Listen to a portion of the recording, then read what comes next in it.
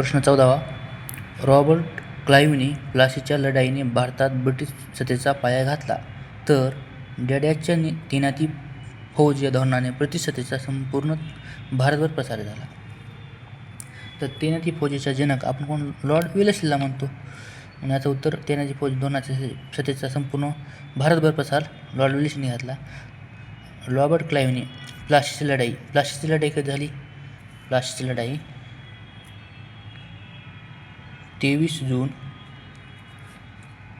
1757 मध्ये झाली. तर प्लासी हे ठिकाण बंगालमध्ये आहे. तर रॉबर्ट क्लाईव्ह हा भारताचा पहिला गव्हर्नर होता.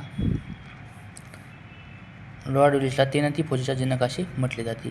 तर लॉर्ड डलहौसी यांनी खालसा धोरण केले. याच्याच काळामध्ये रेल्वे सुरू झाली 16 एप्रिल 1853 मध्ये. लॉर्ड डलहौसीचा कार्यकाळ 1848 ते 1856. 15वा प्रश्न. भूकंपाची तीव्रता व त्याची कारणे यांचा अभ्यास करणाऱ्या शास्त्रास सेस्मोलॉजी असे म्हणतात. तर भूकंपाची तीव्रता कोणत्या एककात मोजतात?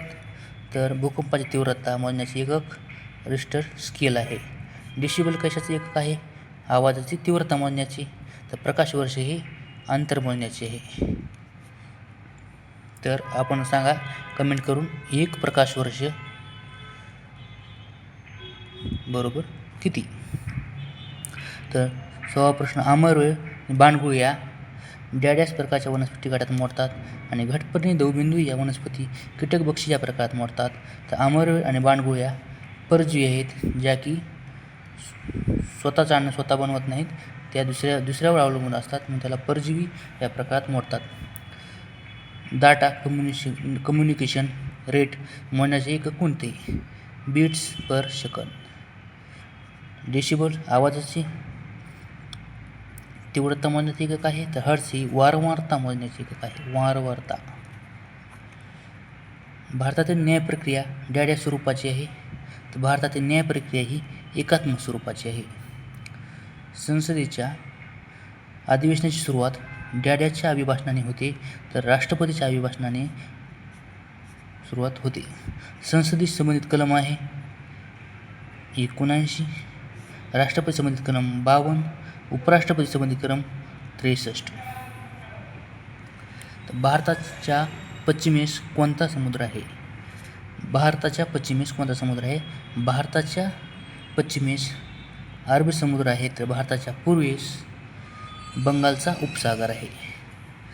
रंकाळा तलाव कोणत्या शहरात आहे? तर रंकाळा तलाव हा कोल्हापूर जिल्ह्यामध्ये आहे. 22वा प्रश्न.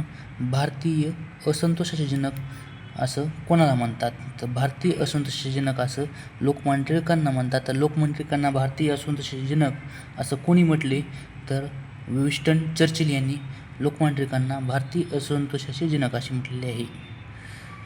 आणि लोकमान्य टिळकांनाच तेल्या तांबोळाचे पुढारी असे सुद्धा म्हटले जाते.